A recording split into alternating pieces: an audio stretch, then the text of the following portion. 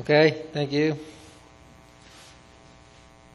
I'm Doug Fraser, and I've been a resident of Canyon Country since 1995. I lived in apartments on Scherzinger and Stillwell, and then in 2004 I bought a mobile home and moved to Caraville, which is on Sierra Highway, Soledad, past the fire station.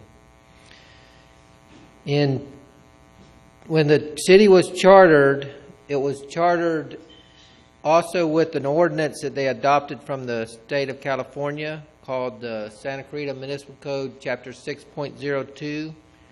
You can go to the website, santaclarita.com, and look up the municipal codes, and it's actually 6.02. It's the rent control ordinance. It's only a rent control for manufactured home parks. It's not a rent control on apartments.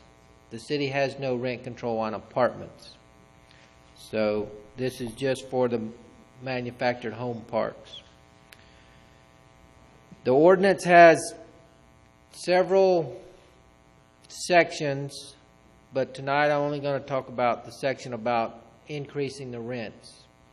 When a park owner wants to increase the rent, there's one of two ways he can increase the rent. He can either agree with the CPI that the Bureau of Labor comes out every year with, and for the last 25 years it's been under so many percents, and several times it's been under 3%.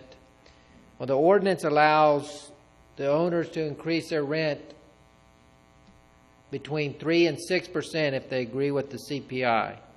And even if the CPI is only 1% or 0.5%, then the owner gets a 3% increase in their rent every year. And that's one thing we'd like to change on the municipal code, is that it just should be 0, and if the CPI is 1%, then the owner should only get a 1% raise versus he's guaranteed the 3%. So they call that the floor. The ceiling is 6%, so the owner can get between a 3 and 6% raise. Well, the CPI has never been over 6%, so it never has taken advantage of that for the homeowners. But it's been under 3% 10 out of the 20 years that we've been chartered. So the owners have gotten a inflated space rent on those 10 years when they got the 3%. Now the other way is to increase the rent on a cost incurred way, where they have to present cost from the previous year of actual gross income versus operating expenses, and they call that a net operating income. And if they show that that is of value, then they can present that to the park residents, and then the residents have to petition the city to have a hearing, and then the city has a panel of 5 members, and I've been on this panel since 2010. Previously, our park had a hearing in 2006 and 2007 that was very accommodating to the park owners, so that's why I got involved and tried to change the influence that the park owners have on the city panel and the city staff. In 2007, the city came out with a summary of the ordinance, and they actually made some errors in the summary. So I've been trying to get the city to change those errors, and they don't seem to be concerned about the errors they're made in the summary. They also accommodate the park owners.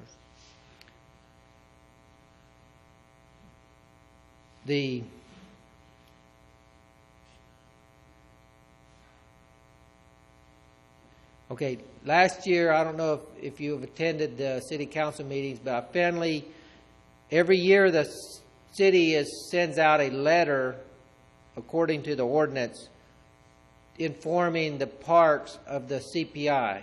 Well, the city interpreted this when it says inform the parks of the CPI as to only inform the owners. And so for the last 25 years, they've sent this letter to the owners every year, but they never have sent the letter of the informing the CPI change to the residents. Well, last year, or 2 years ago, I started the campaign and finally got the city to recognize the residents, and they sent the letter to the residents. So that was a success story for me. Okay. The rule in the ordinance that states the panel's decision is the final decision is what Al was referring to, Alan, as why the city council cannot amend or cannot change the panel's decision. And that's why it has to go to a legal situation. What we need to do, or what the residents have tried to do, is get the city to, prior to the panel members hearing, at the hearing, is to present in their staff report at the hearing the rules of the ordinance and how to enforce the rules. Well, there seem to be real relax on these rules, and that anything the panel decides and the park owners can influence them on, then they make a decision to increase the rents, and they usually agree with the park owners' desire to have a higher than the CPI rent, and they can present evidence, and they really haven't presented documents and supportive information on this evidence. So we're working on the city to try to make them present the supportive evidence when they present their operating expenses and their gross incomes. So trying to change the 3% floor to 0%, so that when the CPI is less than 3%, the homeowners don't get an inflated space rent. We're trying to change the summary to more correctly reflect the ordinance rules and not just the rules that they put together. And if we can get those two things accomplished, we'll be, and plus get another letter out this year to the residents. That'll help us out. Any questions?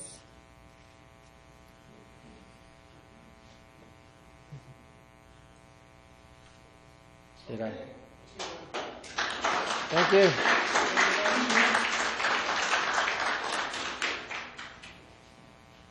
One of the reasons why I talked to Doug about coming in and chatting with us about this has to do with, in addition to the mobile home group, has to do with the series of UDC changes that you saw being worked on at City Hall. And in those UDC changes, they mostly revolved around Parks and Rec and code enforcement. And in some of them, they indicated that the decision on a particular part of the ordinance would not be allowed to be brought up to council for review. So this is not, this is a situation where the mobile home group is seeing this for the first time, but we may end up be seeing this in other areas as well, so that if in fact you get caught in an argument about a particular UDC and you want to bring it up for council review, they'll tell you, nope, the ordinance says that it can't be reviewed by the council, so you are forced to use legal services. Now, I've had some discussions with some of the city staff about it, and I understand that we have a disagreement as to a philosophical disagreement about how this should work. My position is that anything that the city council does to set up ordinances that affect our homeowners in Santa Clarita should that if in fact there's an action on those ordinances, that it should be able to be brought up to the council for review. The staff position is that, well, that politicizes the discussion, and they would prefer that it would just be set up so that their decision would be final, and then you would end up having to take a legal avenue. And to me, that it just puts the citizens in a position where they, as a single individual, don't have the same kind of resources that the city has, and it always puts them in a more difficult position. And I believe that our city and our city council should be supporting our community and our community members, and so if they set up an ordinance, then they should be willing to back it up when people come and complain about it, right? That's and have a good justification. Mr. Collier, you have a comment? I'll apologize to Doug that I didn't think of the question to ask, so either one of you could answer, but the panel of 5, who selects that panel of 5? Mr. Fraser? 2 of them are selected. 2 of the panel members are selected by the park owners. 2 of the panel members are selected by the residents. And the other one is a volunteer mediator that the city goes out and recruits. And then the 4 owner residence members inaugurate him, or however they present him. So guarantee the 3-2 vote? Most likely, yes. The moderator always influenced by the owners, because. Okay. So anyway, this is just this is an example. Certainly, I would hope then that if the mobile home group feels that the ordinance is unfair the way it's written, they should be going to the council to try to get the ordinance changed. And but I would not like to see this same scenario repeat itself in other areas and create the same problem for other members of our community.